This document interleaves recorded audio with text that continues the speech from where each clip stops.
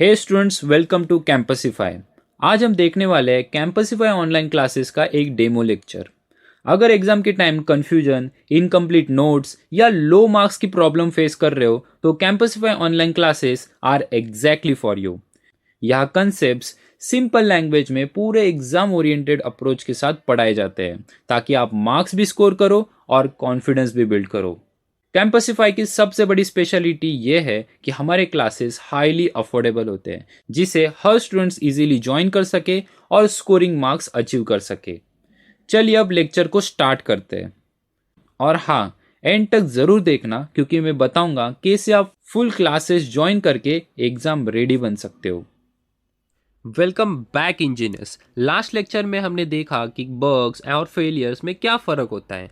आज हम सीखेंगे कि बग्स को ढूंढने के लिए कैसे प्लान बनाया जाता है। आज का टॉपिक एमएसबीटी एग्जाम्स के लिए मोस्ट इम्पॉर्टेंट है।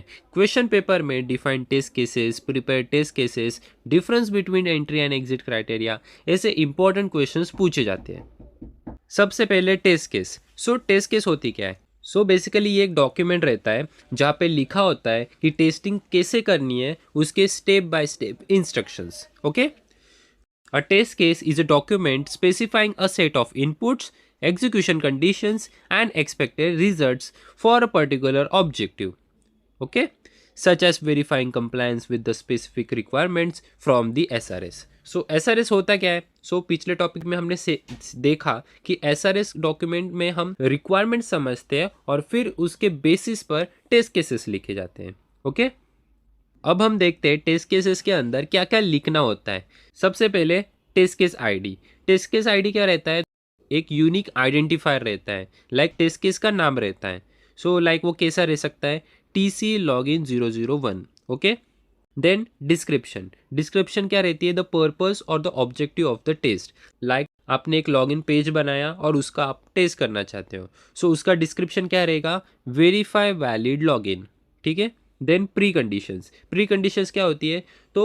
टेस्टिंग स्टार्ट करने से पहले क्या क्या रेडी होना चाहिए, वो कंडीशंस यहाँ पे लिखे होते हैं। लाइक आपका इंटरनेट ऑन होना चाहिए, like that. Okay, then test steps.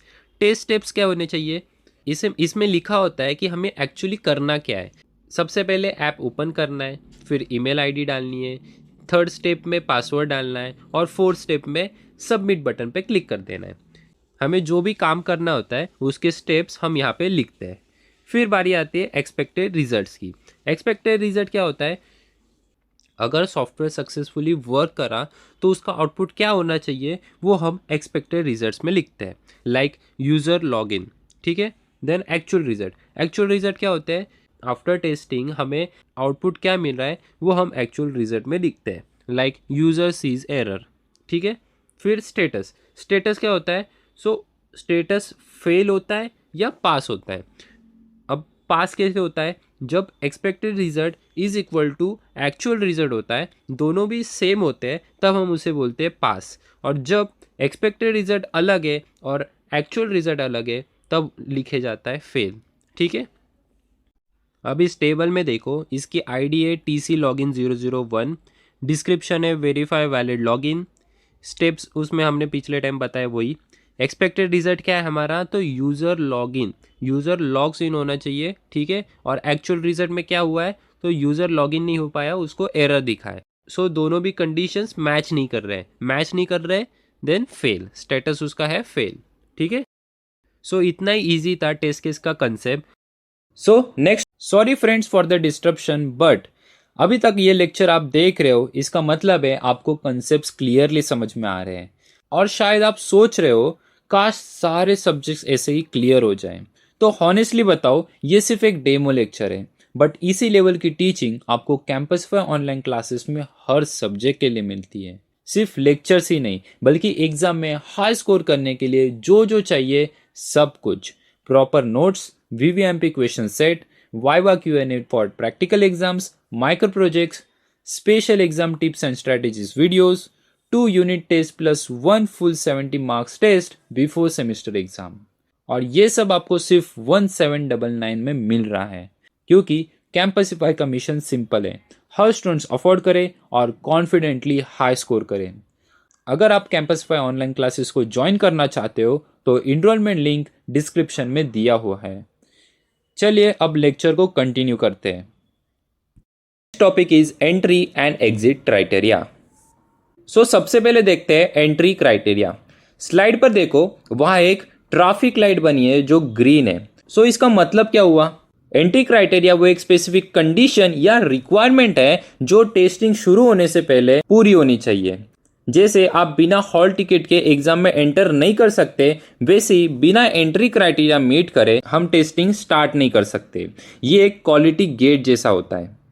सोचो आपको टेस्टिंग करनी है पर डेवलपर ने कोड ही नहीं दिया या सर्वर ही डाउन है, तो क्या आप टेस्टिंग कर पाओगे?